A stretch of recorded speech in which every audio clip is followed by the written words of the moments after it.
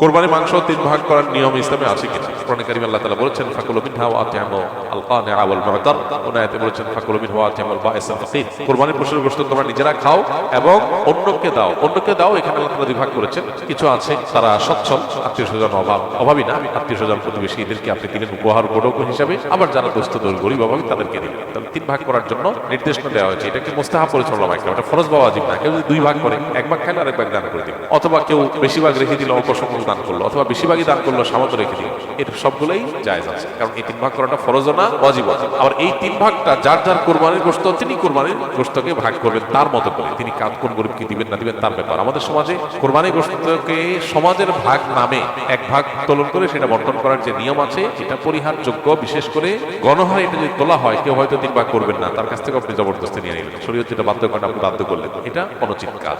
হ্যাঁ, যদি কেউ এরকম উদ্যোগ নেয় যে স্বেচ্ছায় যারা ইচ্ছা তারা দিতে পারেন, আমরা গরিবদের কাছে সুষম বন্টন করে দিব, এটা প্রশংসনীয়। এরকম হতে পারে, স্বেচ্ছায় দেওয়ার ব্যবস্থা থাকলে সেটা ঠিক আছে। কিন্তু বাধ্যতামূলকভাবে সামাজিকভাবে সমাজের ভাগ বলে উঠাই নিয়ে আসা, কেউ নিজের অনিচ্ছা সত্ত্বেও যদি দিতে বাধ্য হয়, তাহলে সেটা নাজায়েজ হবে। কারণ নবী সাল্লাল্লাহু আলাইহি ওয়াসাল্লাম বলেছেন লা ইয়াহিল্লু মালু বিল মুসলিমি ইল্লা বিতিবি নাফসি। কোন মুসলমানের সম্পদ তার মনের সন্তুষ্টি ছাড়া সেটা গ্রহণ করা বা সেটা দখল করা এটা জায়েজ নয়, ভোগ করা জায়েজ নয়। বিধায় কোরবানির গোশত যিনি কোরবানি দিয়েছেন তাকে আল্লাহ তাআলা দিয়েছেন, এটা তার। সো তার সন্তুষ্টি না থাকলে আপনি সমাজের ভাগ নামে তার কাছ থেকে উত্তোলন করলে সেটা জায়েজ হবে না। তিনি হয়তো তার কোনো আত্মীয়স্বজন গরিব, তাকে একটু বাড়াই দিবেন, তার সমাজের ভাগে নিয়ে আপনাদের মতো দিবেন, এটা তো তার অধিকার খর্ব করা হবে, এটা উচিত নয়।